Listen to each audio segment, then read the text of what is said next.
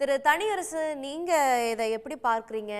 ஜெயலலிதா வழியில தான் பாஜக நடந்துட்டு இருக்குதுன்னு பாஜக அதிமுகவின் தலைவர்களையும் கடன் வாங்கிக்கிறது.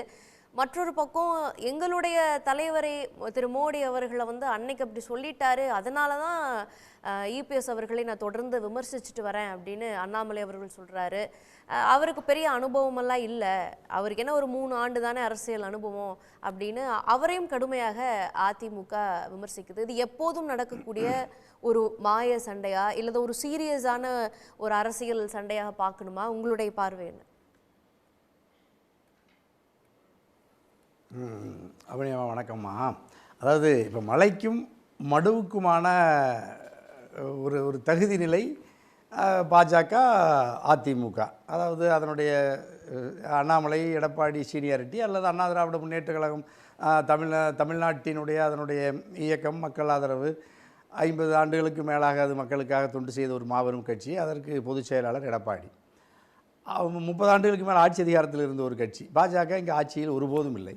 ஆனால் இப்போ எப்படி கொண்டு வந்து நம்ம இன்றைக்கி நிறுத்தியிருக்கிறாங்க? இப்போ இந்த சமீப காலமாக புரட்சித் தலைவர் அம்மாவினுடைய மறைவுக்கு பிறகு பாரதிய ஜனதா கட்சியும் அண்ணா திராவிட முன்னேற்ற கழகம் நம்முடைய மூத்த பத்திரிகையாளர் அண்ணன் ஜென்ராம் சொன்னதை போல கிட்டத்தட்ட அது ஒரு உட்கட்சியை போல நான் நீண்ட காலம் அதை தொடர்ந்து பதிவு செய்கிறேன். அதிமுக வேறு, பாரதிய ஜனதா கட்சி வேறல்ல. அது சித்தாந்த ரீதியாக அவர்களுக்குள் இருந்த அந்த வேறுபாடு கூட எடப்பாடியின் காலத்தில் அது நெருக்கமாக அந்த வேறுபாட்டை களைந்து நெருங்கி அவர்கள் சித்தாந்த உறவு, கோட்பாட்டு உறவு, கொள்கை உறவோடு அவர்கள் கிட்டத்தட்ட 2017 இந்த சட்டமன்ற தேர்தல் முடிவுற்று காலம் வரை அது கிட்டத்தட்ட ஒரு 6-7 ஆண்டு காலம் இணைந்து அவர்கள் நெருக்கமாக பணியாற்றினார்கள். அதாவது அண்ணா திராவிட முன்னேற்ற கழகத்தை முழுமையாக டெல்லி பாஜகவை இயக்கியது. இப்பொழுது கூட டெல்லி தலைமையிடம் அண்ணாமலையும் எடப்பாடியும் யார் நற்பெயரை பெறுவது என்பதற்கான போட்டி நடைபெறுகிறது என்று நான் சொல்லவில்லை.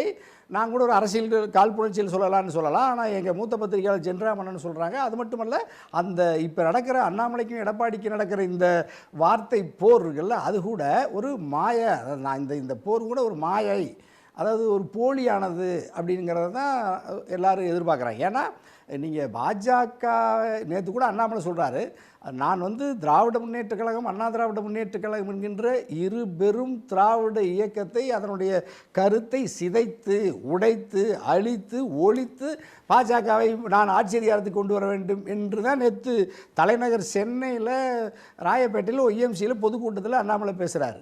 அது குறித்து இன்றைக்கி அண்ணா திராவிட முன்னேற்ற கழகத்திலிருந்து திராவிட கருத்தியலை திராவிட இயக்கத்தை ஒழிப்பேன்னு சொல்கிற பாஜக அல்லது அதனுடைய மாநில தலைவர் அண்ணாமலையை, அதனுடைய கட்சி பாரதிய ஜனதா கட்சியை எந்த அழுத்தத்தில் நீங்கள் எந்த அடையாளத்தோடு இந்த 3 நாட்களாக நான் ஆர்வி உதயகுமார் அண்ணன் பேட்டி பார்க்குறேன், முனுசாமி அண்ணன் பேட்டி பார்க்குறோம், ஜெயக்குமார் அண்ணன் பேட்டி பார்க்குறேன், எடப்பாடி யாரும் இதுவரைக்கும் பாஜக குறித்து அதனுடைய கொள்கை அல்லது சித்தாந்தம் அல்லது அதனுடைய கோட்பாடு இவைகளின் மீது எந்த ஒரு கருத்தையும் இவர்கள் யாரும் சொல்லுவதற்கு அஞ்சுவதற்கு எது காரணம்?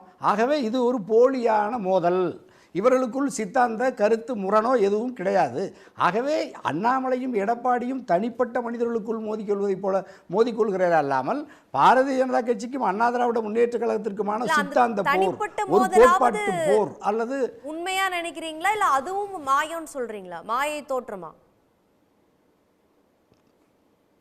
மாயை தான் அது. ஏன்னா நீங்கள் அவங்க இப்போ பாரதிய ஜனதா கட்சியில் இருக்கிற ஒரு 70 விழுக்காடு தலைவர்கள் அண்ணா திராவிட முன்னேற்ற கழகத்தை எடப்பாடி சரி செய்யப்பட்டு விட்டால் மீண்டும் 2026 சட்டமன்றத்தில் தேர்தல் உடன்பாடு வரலாம்னு கருதுகிறாங்க, அப்படி வரணும்னு விரும்புகிறாங்க. அதே மாதிரி இந்த மேற்கு மண்டலத்தில் இருக்கிற அல்லது பெரும்பான்மையான முக்கிய தலைவர்கள் இப்போ வேலுமணி அல்லது தங்கமணி மாதிரி இருக்கிற எடப்பாடிக்கு வலதும் இடதுமாக இருக்கிற அவங்கள என்ன நினைக்கிறாங்கன்னா, பாஜக அதிமுக உறவு இருந்தால் நம்ம திமுகவை வீழ்த்துவது இலகுவாக இருந்திருக்கும்.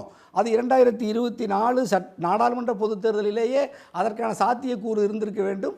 அது ஒரு இடைவெளியில் அது ஒரு பரிச்சாத்திய முயற்சியில் கூட அந்த உறவு ஏற்படலை. அதனால் 2 கட்சியுமே 40 தோற்றுவிட்டு தன்னுடைய அரசியல் கோட்பாட்டு எதிரி திராவிட முன்னேற்ற கழகம், ஒருவருக்கு அதிமுகவுக்கு அரசியல் எதிரி திமுக, பாஜகவுக்கு கோட்பாட்டு எதிரி திமுக. அப்போ மோடியாவே திமுகவை நான் மீண்டும் ஆட்சிக்கு வந்தால் ஒழிப்பேன்னு பகிரங்கமாக தென் மாவட்டத்தில் பல கூட்டத்தில் பேசினார்.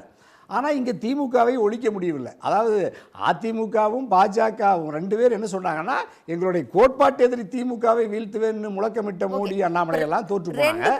அரசியல் எதிரி குடும்ப அரசியல்னு சொன்ன 2 பேர்த்துக்குமே எதிர்ப்பு அரசியல்ங்கிறது திமுகவை விமர்சிச்சு செய்ய வேண்டிய அரசியல். அப்ப 2 பேர் தனித்தனியா அரசியல் களத்துல இருக்கிறாங்க அப்படின்னா யாருக்கு திமுக எதிர்ப்பு வாக்குகள் போகும் என்பதுல ஒரு போட்டி. அதனால அதிமுகவினுடைய இடத்தை பாஜக அடைந்து அந்த வெற்றி அடையணும், நாங்க 2வது இடம் வருவோம், 4வது இடம் கூட அதிமுக வராது அப்படின்னு உறுதியா அண்ணாமலை சொல்றாரு. தன்னுடைய தலைமையின் கீழே நிறைய வெற்றிகளை கொடுக்கணும் அப்படிங்கிறதுல அவர் வந்து உறுதியா இருக்காரு. அதனால அதிமுக எதிர்ப்புல ரொம்ப தீவிரம் காட்டுறாரு அப்படிங்கிற ஒரு பார்வை இருக்கு. ஆமாம்மா, இப்போ பாரதிய ஜனதா கட்சியினுடைய வரலாற்றில் இதுவரை வேறு யாருமே செய்யாத ஒரு ஒரு ஒரு ஒரு பெரிய வெற்றியை அண்ணாமலை கொண்டு வந்திருக்கிறார். தமிழ்நாட்டில் பாரதிய ஜனதா கட்சி அண்ணாமலையினுடைய வருகைக்கு பிறகு, அவருடைய செயல்பாட்டிற்கு பிறகு பாரிய அளவில் இதுவரை பெற்றிராத வாக்குகளை அண்ணாமலை தலைமையேற்ற பிறகு பெற்றிருக்கிறார். அதாவது நான் சொன்னேன்லமா, இப்போ மலைக்கும் மடுவுக்குமான இடைவெளி இருந்ததை இப்பொழுது 2 மலைகளைப் போல ஒரு தோற்றத்தை உருவாக்கிட்டார்ல அண்ணாமலை. நீங்கள் சொல்கிறீங்க வெறும் 3 ஆண்டுகளுக்கு முன்பு அரசியலுக்கு வந்த அண்ணாமலை, வெறும் 35 39 வயதான அண்ணாமலைன்னு சொல்கிற இந்த எல்லா தலைவர்களையும் நான் பார்க்குறேன்.